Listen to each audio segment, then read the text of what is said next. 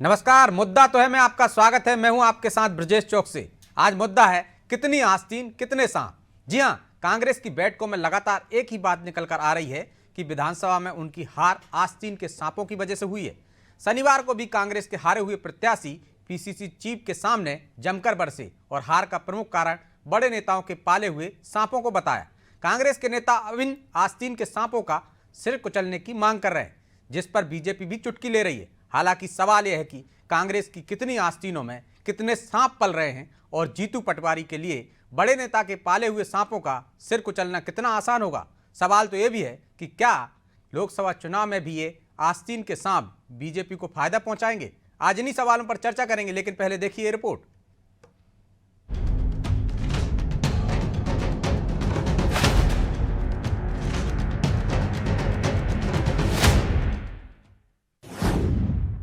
कांग्रेस का हारे प्रत्याशियों के साथ मंथन। नेता बोले आस्तीन के सांपों पर हो एक्शन।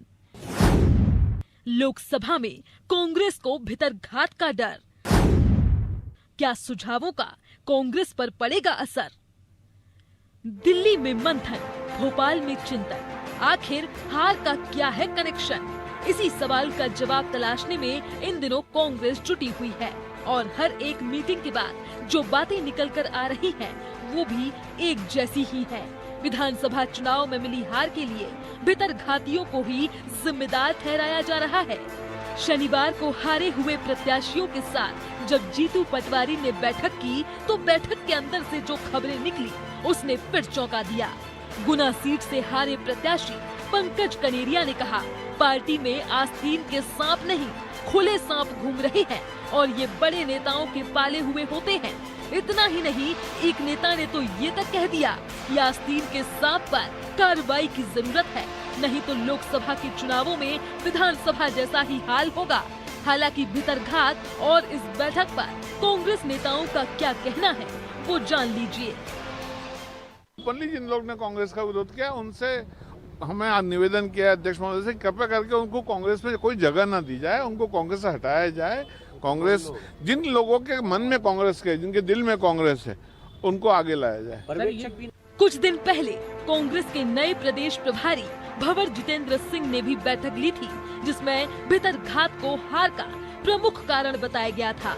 और अब हारे हुए प्रत्याशी ये कह रहे हैं कि सांप खुले में घूम रहे हैं, जिस पर बीजेपी चुटकी ले रही है। बीजेपी का कहना है कि कांग्रेस की गुटबाजी उसके लिए लोकसभा में फायदेमंद साबित होगी। देखिए, कांग्रेस के जो वरिष्ठ नेता हैं, उन्होंने सभी तरह की जो कांग्रेस की मीटिंग है और आयोजनों से दूरी बना रखी है। दिग्विजय सिंह कांग्रेस के जो नेता हैं वो आयोजनों में और मीटिंग्स में नहीं जा रहे हैं। कमलनाथ जो है उन्होंने बहिष्कार कर रखा है सारे आयोजनों का। गोविंद सिंह ने जो है वो किसी मीटिंग में या आयोजन में नहीं जा रहे हैं। अरुण यादव जो हैं वो कांग्रेस की किसी मीटिंग या आयोजन में नहीं जा रहे हैं। सुरेश पचौरी जो हैं वो किसी कांग्रेस के आयोजन या मीटिंग में नहीं जा रहे हैं। तो कांग्रेस की जो गुटबाजी है वो चरम सीमा पर है। भीतरघात कांग्रेस के लिए ऐसा जख्म है जिसका इलाज उसके पास नजर नहीं आता। हालांकि गौर करने वाली बात यह है कि कांग्रेस के हारे हुए प्रत्याशी किन बड़े नेताओं की ओर इशारा कर रहे हैं और वो कौन से बड़े नेता हैं जिन्होंने सांप पाल रखे हैं। खैर, ये तो कांग्रेस के नेता अच्छे से समझ रहे होंगे, लेकिन लोकसभा चुनाव में कांग्रेस को विधानसभा से बेहतर प्रदर्शन करना है तो इस भीतरघात को रोकना ही होगा। हालांकि जीतू पटवारी के लिए इन सांपों का सिर कुचलना कितना आसान रहने वाला है, ये बड़ा सवाल है। ब्यूरो रिपोर्ट, अनादि टीवी।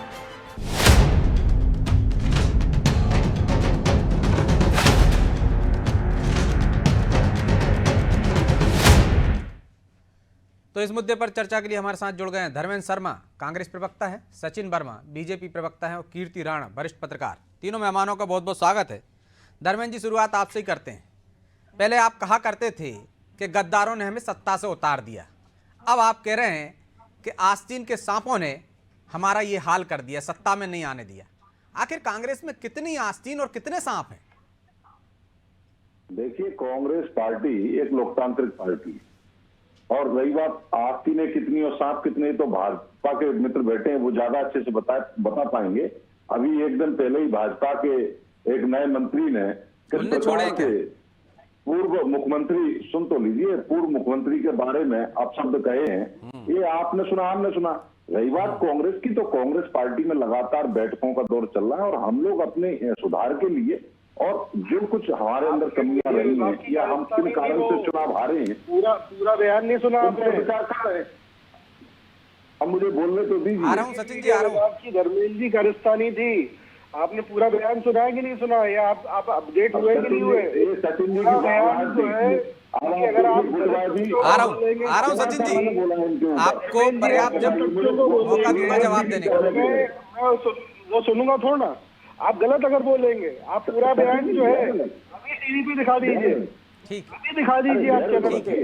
ठीक है सचिन जी, आ गई ना आपकी आपत्ति? ठीक है जी जी धर्मेंद्र जी, उस बात पूरे पूरी कीजिए। बयान को उस पे एफआईआर दर्ज हो चुकी है, आप उसको फिर से गलत तरीके से कोट कर रहे हैं।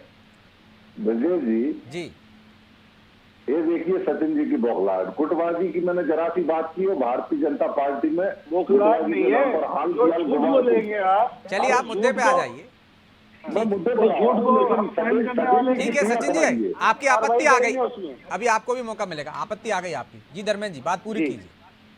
तो मेरा कहना है, गुटबाजी तो भारतीय जनता पार्टी में है और कई सारे गुट भारतीय जनता पार्टी में है, लेकिन सुधार की गुंजाइश कांग्रेस पार्टी में लगातार है और हम लोकतांत्रिक दल हैं और हमारे हारे हुए प्रत्याशियों के साथ बैठकर हमने चर्चा की है। जो कुछ कमियां हम में हैं, हम उनको दूर करने का प्रयास कर रहे हैं। और अगर कांग्रेस पार्टी के साथ किसी ने गद्दारी की है और कांग्रेस में रहकर अगर किसी ने कांग्रेस के प्रत्याशी को हराने का काम किया, तो उस पर भी हम लोग कार्रवाई करेंगे। हमारे प्रदेश अध्यक्ष लगातार डोर टू डोर जा रहे हैं और अभी 9 तारीख से वो ग्वालियर चंबल की विजिट पर भी आ रहे हैं। दतिया, शिवपुरी, श्योपुर, भिंड, मुरैना, गुना, मगर सभी जगह जाएंगे। तो हमारे प्रदेश अध्यक्ष हर दिन लगातार मीटिंग कर रहे हैं। आप देखिए, ऐसा कोई भी दिन नहीं है वो किसी ना किसी से मिल रहे हैं और संगठन की कमियों को बारीकी से समझ रहे हैं और जहां कहीं भी कोई कमी है उसको दूर करने का काम करें। लेकिन आप ही के क्षेत्र के हैं अजय टंडन जी, धर्मेंद्र जी, अजय टंडन जी कह चुके हैं कि हम तो बहुत पहले लिस्ट दे चुके हैं कि किन लोगों ने भीतरघात किया है, किन लोगों ने पार्टी को नुकसान किया है। खुलेआम घूम रहे हैं लेकिन कार्रवाई नहीं हो रही। आप कह रहे हैं कार्रवाई करेंगे। कांग्रेस पार्टी बाकायदा गंभीरता से चिंतन कर रही है, मनन कर रही है और कार्रवाइयां होंगी, क्योंकि हम सुधार की गुंजाइश रखते हैं। हम निरंतर सुधार के लिए ही काम कर रहे हैं और आने वाले लोकसभा चुनाव में पूरी ताकत से लड़ने वाले हैं। और आप देखेंगे हमारा एक एक कार्यकर्ता, चाहे मंडलम का हो, सेक्टर का हो, ब्लॉक का हो, आपको लोकसभा के चुनाव में पूरी दमखम से लड़ते हुए दिखाई देगा। भारतीय जनता पार्टी इस समय अपनी गुटबाजी में फंसी हुई है। उनके पूर्व मुख्यमंत्री के बारे में वर्तमान के मंत्री किस प्रकार के आप शब्द कह रहे हैं। अभी तो आपने कहा था कि वो बताएंगे कितने आस्तीन के सांप में, तो उन्होंने छोड़ा है क्या कांग्रेस में? पूछ लेते हैं सचिन जी से। पब्लिक में चर्चा हो रही है, तो भारतीय जनता पार्टी के लोग अपने यहाँ गुटबाजी को संभालें। रही बात कांग्रेस की, तो कांग्रेस अपने यहाँ बैठकर सुधार कर लेगी और हम इस ओर काम कर रहे हैं। ये तो भाजपा के नेता और प्रवक्ताओं की चिंता करनी है कि वो कैसे आपस में सामंजस्य बिठाते हैं। नहीं, क्योंकि पिछली बार आपने ही डिबेट में कहा था कि सारे गद्दार चले गए। अब आप बता नहीं पा रहे हो, कह रहे वो बताएंगे आस्तीन में सांप कितने छिपे हैं। तो क्या उनने छोड़ रखे हैं क्या आपके यहाँ? कांग्रेस पार्टी जिनको आप कमल छाप कांग्रेसी कहते रहते हैं। कांग्रेस में ब्रजेश जी वफादार है, कांग्रेस में कोई गद्दार नहीं। लेकिन अगर किसी प्रत्याशी की ये आपत्ति है और शिकायत है कि उसके खिलाफ किसी व्यक्ति ने, लेकिन धर्मेंद्र जी एक की नहीं है। चलिए 4 नाम आपको गिना देता हूँ, चारों के बयान सुना दूंगा। हो तो एक व्यक्ति की नहीं है ना, 4 बयान सुना सकता हूं मैं आपको। 4 नाम बता देता हूं। अजय टंडन ने कहा खुलेआम घूम रहे हैं। सुरेंद्र सेरा ने कहा है कि ओपनली लोगों ने काम किया है, इनको कार्रवाई करना होगी। वो तो यहां तक कह रहे हैं कि पर्यवेक्षक खुद गुटबाजी बढ़ाते हैं। पंकज कनेरिया ने तो कह ही दिया कि बड़े नेताओं ने आस्तीन के सांप पाल रखे हों। यादवेंद्र सिंह ने कहा कार्रवाई नहीं हुई तो लोकसभा में भी वैसे ही परिणाम आएंगे। एक आध नहीं, अधिकांश के ये बयान थे। अरे ब्रजेश जी, मैं भी तो वही बात कह रहा हूँ। अगर किसी पार्टी के कार्यकर्ता ने हमारे प्रत्याशी या पार्टी के खिलाफ काम किया है, उसके सबूत मिलने पर उसके खिलाफ कार्रवाई की जाएगी। हम अपने संगठन को दुरुस्त करने के लिए लगातार कार्य कर रहे हैं। हम लोग लगातार बैठ के नहीं रहे, हम लगातार कार्यकर्ताओं से मिल रहे हैं। हमारे प्रदेश अध्यक्ष लगातार एक प्रत्याशी से वन टू वन चर्चा कर रहे हैं, एक कार्यकर्ताओं से। चलिए, हम तो उम्मीद ही कर सकते हैं कि आप कार्रवाई करें और संगठन को मजबूत कर लें। सचिन जी वो कह रहे हैं आप अपना घर देखिए, गुटबाजी तो वहां है। आस्तीन के सांप को बारे में भी बता दीजिए, क्या आपने छोड़ रखे क्या वहां पे? अब देखिए ब्रजेश जी, हमारी पार्टी तो प्रचंड जीत लेकर और सत्ता में आ चुकी है, तो किसके पास में जो है गुटबाजी कहाँ पर है ये तो सर्वविदित है। दूसरी बात, कमलनाथ, दिग्विजय सिंह, अजय सिंह, डॉक्टर गोविंद सिंह, सुरेश पचौरी, अरुण यादव, कांतिलाल भूरिया, जयवर्धन सिंह, इन्होंने सारी मीटिंग और सारे आयोजन जो है कांग्रेस जो अभी आयोजित कर रही है उसका बहिष्कार किया हुआ है। ये आपको कहीं दिखाई नहीं दे रहे हैं। अगर आप कांग्रेस की जो मीटिंग के आप विजुअल्स दिखा रहे हैं, अगर वो देखें तो इनको जीते हुए कोई नेता मंच पे बैठाने के लिए नहीं मिल रहे हैं। सारे हारे हुए नेता बैठे हुए हैं वहां पर, कोई एक जीता हुआ नेता नहीं मिल रहा है इनको। सारे हारे हुए नेता जो है मंच पे बिठाए जा रहे हैं। सारे वरिष्ठ नेता जो हैं वो बहिष्कार करके घर में बैठे हुए हैं। और अब तो वो तो कह रहे हैं हारे लोगों की बैठक बुलाई थी ना, कि क्यों हार गए, तो इसलिए वो हार गए। और हारे हुए लोग जो है वो आपस में ही विचार विमर्श करके जीत का अब रास्ता निकाल रहे हैं। तो ये जो है ये एक बड़ी हास्यप्रद स्थिति है कि जो सारे हारे हुए नेता हैं वो जीत का रास्ता निकाल रहे हैं और जीते हुए जो नेता हैं उनको मंच पे भी नहीं बिठाया जा रहा है। तो ऐसी गुटबाजी जो है वो चरम सीमा पे है कांग्रेस में। और अब जो है जो बेचारे जीत कर आए हैं भाजपा की सांधी में, वो जीते हुए नेताओं को भी सम्मान नहीं मिल रहा है, उनको भी मंच पे नहीं बिठाया जा रहा है। तो अब क्या है कि कांग्रेस जो है बिल्कुल रसातल की तरफ जा रही है और उसका जो परिणाम है इनको लोकसभा में देखने को मिलने वाला है। ठीक है, आपने तो नहीं छोड़े ना जो उनके हारे हुए नेता कह रहे हैं। आस्तीन में सांप आप तो नहीं छोड़े आए वहां पे। अब हम आस्तीन के सांप उनके छोड़ने का हम सवाल पैदा नहीं होता है ब्रजेश जी। कांग्रेस ही काफी है कांग्रेस को निपटाने के लिए। ठीक है, कांग्रेस ही काफी है कांग्रेस को निपटाने के लिए। राणा जी, क्या आपको लगता है कि जो आवाज उठी है हारे हुए उम्मीदवारों ने कहा है कि आस्तीन के सांप बड़े नेताओं ने पाल रखे, तो आपको लगता है क्या जीतू पटवारी बड़े नेताओं के पाले गए इन सांपों का सिर कुचल पाएंगे? ब्रजेश जी, आपका जो मुद्दा है इस पे मेरे को अभी एक लाइन सूझी है।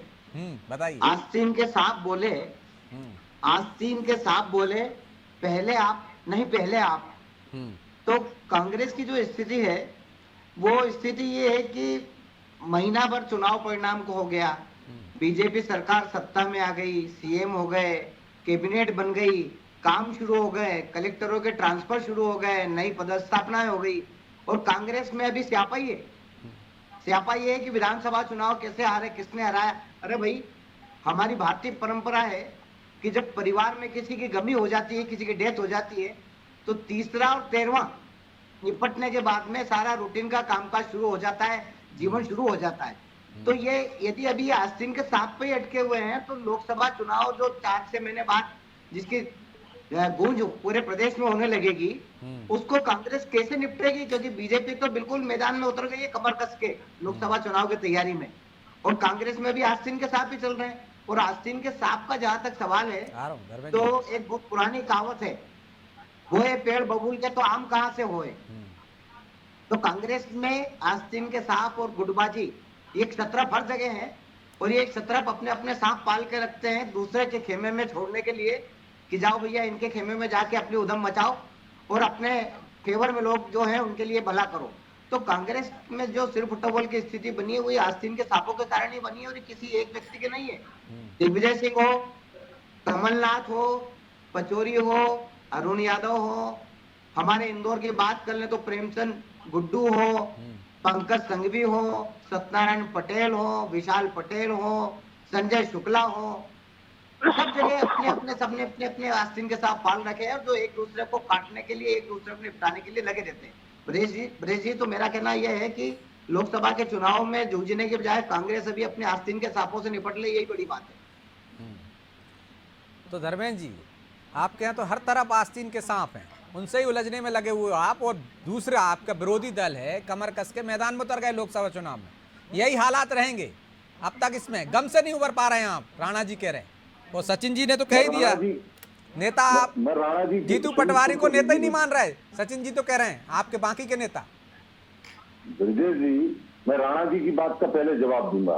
रही बात कांग्रेस पार्टी की, तो कांग्रेस पार्टी तैयारी कर रही है, आपको दिखाई नहीं दे रहा, आप उस पर विश्लेषण नहीं कर पाएंगे। हमारी भारत जोड़ो न्याय यात्रा की तैयारियां शुरू हो गई हैं और ग्वालियर चंबल होकर वो जा रही है। उज्जैन से लेकर आगे जब भारत जोड़ो न्याय यात्रा बढ़ेगी तो हम लोग उसकी तैयारी में लगातार लगे हुए। शायद उस ओर आपका ध्यान नहीं गया, हो सकता है आप केवल अभी एक ही तरफ देख रहे हैं, दूसरी तरफ आपका ध्यान नहीं गया। दूसरी बात, मैं भाजपा के प्रवक्ता का जवाब देना चाहूंगा, ये खुद केंद्र शासित प्रदेश के प्रवक्ता बनकर बैठ गए।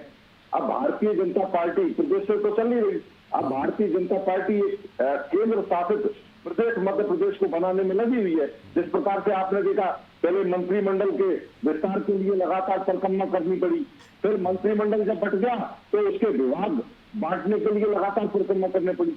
अब क्या है, भारतीय जनता पार्टी में यहाँ से कोई निर्णय नहीं हो रहा, सारे निर्णय हम दो हमारे दो करेंगे। तो कैसे भारतीय जनता पार्टी की सरकार बनी है ये पूरा मध्य प्रदेश जानता है, और अब वो कैसे सरकार चल रही है ये भी पूरा मध्य प्रदेश देख रहा है, और कैसे पुराने मुख्यमंत्री को बेइज्जत करने का काम नई मंत्रिमंडल के लोग कर रहे हैं। और भारतीय जनता पार्टी में जबरदस्त रिटायरमेंट देने का जो कल्चर आ गया है, अटल अडवाणी युग के सारे नेताओं को घर बिठाया जा रहा है, जबरिया पकड़ कर उनको चीन कर, वो कहते नहीं है, चीन कर शिकार किया जा रहा है। ये भारतीय जनता पार्टी अब हम दो और हमारे दो तक सीमित हो गई है। तो भारतीय जनता लेकिन धर्मेंद्र पार्टी जी, एक तो अंतर है ना कि वो रिटायर कर रहे हैं, जो बुजुर्ग हो गए हैं, और आपके यहाँ आस्तीन के सांप ही निपटा रहे हैं। कैसे जीते हैं तो आपके लोग खुद बोल रहे हैं कि कैसे हार गए हैं। वो 164 लोग हारे हैं, लेकिन आए हारे भी पूरे नहीं। देखिए, कांग्रेस पार्टी अपने सुधार के लिए लगातार काम कर रही है। हम हारे हैं, कैसे आ रहे हैं ये पूरे प्रदेश को पता है, और भारतीय जनता पार्टी कैसे जीती है ये बैलेट पेपर की काउंटिंग ने सब दिखा दिया है।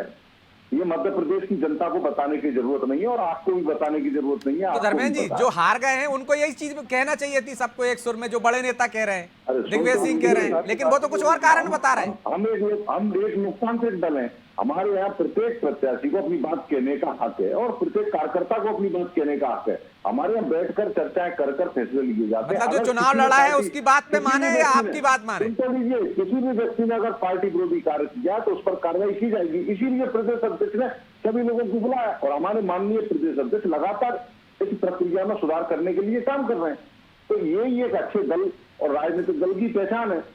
गुटबाजी जैसी कोई बात। चलिए, एक और जवाब दे दीजिए। जो सचिन जी ने सवाल उठाया है कि आपके जीते लोग भी नहीं आए, और जो आपने कहा है कि यहाँ से निर्णय नहीं हो रहा है, तो केंद्र शासित राज्यों के हालात तो अच्छे हैं, कम से कम अच्छा हो जाएगा मध्य प्रदेश में। आपके यहाँ से जो निर्णय हुआ उसका पालन नहीं हो रहा है। मध्य प्रदेश की जनता के संवैधानिक मताधिकार का अपमान भारतीय जनता पार्टी लगातार करे, और ब्रजेश जी आप कह रहे हैं तो बहुत अच्छा है। आप ही दो तरह की बातें कर रहे हो। आप कह रहे हो कि सुन तो लीजिए, पहले कहा जाता था कि मध्य प्रदेश की जनता विधायकों को चुनती है, फिर विधायक दल अपने मुख्यमंत्री का चुनाव करता है, फिर मुख्यमंत्री का विशेष अधिकार होता है कि वो अपने मंत्रिमंडल का विस्तार करे। संवैधानिक प्रक्रिया तो यही कहती है, लेकिन आप कह रहे हैं इन सब संवैधानिक प्रक्रियाओं को भारतीय जनता पार्टी तार कर रही है, और अच्छा हो रहा है। ब्रजेश जी, आप भी अपना नजरिया, सचिन जी, संवैधानिक मर्यादा को तार कर रहे हैं, दिल्ली से सब कुछ तय हो रहा है। ब्रजेश जी, कांग्रेस की एक बड़ी विडंबना है कि इनके प्रवक्ता कुछ बोलते हैं और नेता कुछ और बोलते हैं। उमन सिंगार जो है वो जो है, और विवेक तनखा जी वो मुख्यमंत्री की कार्यशैली की तारीफ कर रहे हैं, वो कैबिनेट की मीटिंग की तारीफ कर रहे हैं, वो प्रशंसा कर रहे हैं मुख्यमंत्री के कार्यों की। और धर्मेंद्र जी जो है, धर्मेंद्र जी दिल्ली की बात करना शुरू कर दी उन्होंने। अब क्या है कि ये मंत्रिमंडल का विस्तार पकड़ेंगे दिल्ली से होगा, क्या है कि सदस्यों को कांग्रेस में यही दिया जाएगा। अगर आदमी अपनी जबली हो जाए, धर्मेंद्र जी चर्चा का स्तर न गिराएं, धर्मेंद्र जी आप चर्चा का स्तर न गिराएं, आप चर्चा का स्तर न गिराएं, चर्चा चलने दीजिए। तो कांग्रेस में हर एक नेता धर्मेंद्र जी आ जाने दीजिए है, तो धर्मेंद्र जी जो है प्रतिपक्ष से विपरीत बात बोलने के लिए यहाँ पर आए हैं। उन्होंने अनुमति नहीं ली उमन सिंगार जी से कि वो जो बोलने जा रहे हैं वो जो है पार्टी लाइन से विपरीत बोलने जा रहे हैं। तो प्रतिपक्ष के जो नेता हैं वो ये बोल रहे हैं कि मुख्यमंत्री बहुत अच्छा काम कर रहे हैं। वो मुख्यमंत्री आंतरिक क्षेत्रों में जाकर दीनी लोगों के साथ बैठकर कैबिनेट की मीटिंग ले रहे हैं, वो जो है स्थानीय समस्याओं को एड्रेस कर रहे हैं, उसका जवाब दे रहे हैं, वहाँ के मुद्दों को का निराकरण कर रहे हैं, उसकी सारी तारीफ हो रही है। मगर धर्मेंद्र जी जो है दिल्ली ले आएंगे, केंद्र शासित ले आएंगे। अब एक ही बात को कितनी बार रिपीट करेंगे धर्मेंद्र जी? ये तो आप पिछले 1.5 महीने से बोल रहे हैं। तो वो जो है उससे आगे आई है, आपकी पार्टी हारी हुई है, उसके बारे में आपने क्या, आप ईवीएम पर अगर ठीकरा फोड़ते हैं, पहले तो अगर आपने ईवीएम के बारे में क्या निर्णय लिया है, पहले तो पार्टी की तरफ से वो बताइए। आप ईवीएम के बारे में बार बार लगाते हैं, आपकी बातों को चुनाव आयोग ने इंटरटेन करने से मना कर दिया है, चुनाव आयोग ने आपकी मित्तल से मिलने से मना कर दिया, चुनाव आयोग ने आपकी आपत्तियों को दरकिनार कर दिया, खारिज कर दी उन्होंने। आप क्या कर रहे हैं ईवीएम के बारे में? तो आप क्या है कि ईवीएम पे भी लगाएंगे, लोकसभा में चुनाव भी लड़ेंगे, आप अपनी तेलंगाना में सरकार भी बनाएंगे और अच्छा जो है गप गप कर लेंगे, बुरा बुरा थू थू करेंगे। आप तेलंगाना में सरकार बना लेते हैं तो वो अच्छा गप गप कर लिया आपने, और जहां हार गए वहां थू थू करेंगे आप। तो ये जो है दो मुही जो बातें हैं ये जनता में नहीं चलेगी धर्मेंद्र जी, बहुत चला लिया आपने। इसीलिए आपको जो है 20 साल से आपको सरकार में नहीं हो, आपको विपक्ष में बिठा के रखा है घर पे जनता ने। तो राणा जी, क्या आपको लगता है कि कांग्रेस ईमानदारी से समीक्षा कर लेगी, हार के कारणों को पता लगाकर उनको दुरुस्त कर देगी? ऐसा कोई टॉनिक है जिससे वो दुरुस्त हो जाए, उसके कार्यकर्ता संगठन? मैं धर्मेंद्र जी के जो कहा था उसका जवाब दे दूं। जी धर्मेंद्र जी, राहुल गांधी की जो पहली यात्रा निकली थी भारत जोड़ो, वो महाराष्ट्र से आगर तक, जो मध्य प्रदेश का हिस्सा लगता है, जिसमें आपके वर्तमान अध्यक्ष, प्रदेश अध्यक्ष जीतू पटवारी का भी विधानसभा क्षेत्र आता है, राउत, और उन्हीं को बड़ी जवाबदारी दी गई थी। आपको शायद पता होगा कि विधानसभा चुनाव में क्या स्थिति बनी, पटवारी भी नहीं जीत पाए। बुरहानपुर से शुरू की थी, वहां से भी हार गए सेरा। तो इस इलाके की 26 सीटें हैं कांग्रेस, उस 26 सीटों में मात्र 4 सीटें जीत पाई कांग्रेस। अब भारत जोड़ो न्याय यात्रा के नाम से वो फिर से निकल रहे हैं, उसका क्या असर होगा? मेरा तो धर्मेंद्र जी आपसे ही निवेदन है कि आप अपने अध्यक्ष जी से, बड़े नेताओं से अनुरोध करें कि आप इस बार अपने छिंदवाड़ा की सीट बचा पाएंगे कि नहीं बचा पाएंगे। न्याय यात्रा के माध्यम से जिस तरह से कांग्रेस ने कोई तैयारी करते नजर नहीं आई है धर्मेंद्र जी, मैं सचिन जी की बात से सहमत हूँ कि मुख्यमंत्री धर्मेंद्र जी, ये बेहतर अच्छा नहीं धर्मेंद्र जी, ये अच्छी बात नहीं। 15 दिन के की अवधि में ऐसे फैसले लिए जो प्रदेश की जनता ने स्वीकार किया और माना है कि शिवराज जी के मुकाबले ये ज्यादा पावरफुल और ज्यादा पसंदीदा मुख्यमंत्री हो सकते हैं। हो सकता है कि भविष्य कुछ भी हो, लेकिन धर्मेंद्र जी आपको स्वीकारना पड़ेगा कि उमंग सिंगार यदि मोहन यादव की तारीफ करें तो उसका कोई मायने होगा। धर्मेंद्र यदि उसका मायने नहीं होता तो उमंग सिंगार है, विवेक तनखा क्यों तारीफ करते हैं उनकी? और यदि ऐसा है तो क्या कांग्रेस दो नीतियों पे चल रही है? राणा जी मेरी आखिरी बात आप सुन लीजिए, फिर आप बोलिए। पहले लोकतंत्र में विपक्ष का साथ देने के लिए चौथा स्तंभ हुआ करता था, जो लगातार मतलब पहले ये भी कहा जाता था, ये भी कहा जाता है कि निंदक न्यारे राखी, जो धर्मेंद्र जी उन्होंने कहा पेड़ वो बबूल के आम कहाँ से खाओगे। अरे यदि आप अपनी सलाह ही नहीं सुन रहे हो, एक वरिष्ठ पत्रकार आपको सलाह दे रहा है कि क्या करना चाहिए, कैसे दुरुस्त होंगे, तो आप सुनना ही नहीं चाहते ना, आप अपनी कमियों पर ध्यान ही नहीं देना चाहते हो, उल्टे सवाल डालने लगते हो। विधानसभा में बीजेपी ने 51% मतदान का लक्ष्य रखा था, क्या कांग्रेस की आंखें बंद थी, कान बंद थे क्या? उसने क्यों नहीं तैयारी करी? आपने कभी समीक्षा की है? और उसने बेटे मंजूर कर लिया, क्यों नहीं तैयार? जिन दिग्विजय सिंह ने कहा था कि मैंने 66 सीटों में सर्वे किया, ये टिकट दे दीजिए आप कांग्रेस जीत जाएगी, क्षेत्र के मंत्री बन के 66 सीटों में भी जीती कांग्रेस। कमलनाथ जी ने 4-5 बार सर्वे करा, क्या नतीजा निकला उसका? सम्मानजनक विपक्ष का आंकड़ा। चलिए माफी चाहता हूं, चर्चा को यहीं विराम देने को समय की बाध्यता है। आप तीनों मेहमानों का बहुत बहुत धन्यवाद। तो कांग्रेस में कितनी आस्तीन है और कितने सांप हैं, ये शायद कांग्रेस भी नहीं ढूंढ पाई। उनके नेता जब भी हारते हैं, कभी ईवीएम पर ठीकरा फोड़ते हैं, तो अब जो हारे हुए प्रत्याशी कह रहे हैं कि उन्हें बड़े नेताओं ने ही जो आस्तीन में सांप पाले थे, उनकी वजह से हार का सामना करना पड़ा। लेकिन कांग्रेस है कि कुछ सबक सीखती नहीं, तो क्या कांग्रेस भविष्य में ऐसे आस्तीन के सांपों के फन को चल पाएगी, या जो युवा नेतृत्व मध्य प्रदेश को मिला है वो इतनी हिम्मत दिखा पाएगा कि बड़े नेताओं के पाले गए इन सांपों के फन को चल सके, ताकि कांग्रेस मध्य प्रदेश में सरवाइव कर सके। ये देखने की बात होगी। बहरहाल मुद्दा तो है, मैं इतना ही, मुझे दीजिए इजाजत और आप देखते रहिए अनादि टीवी। नमस्कार।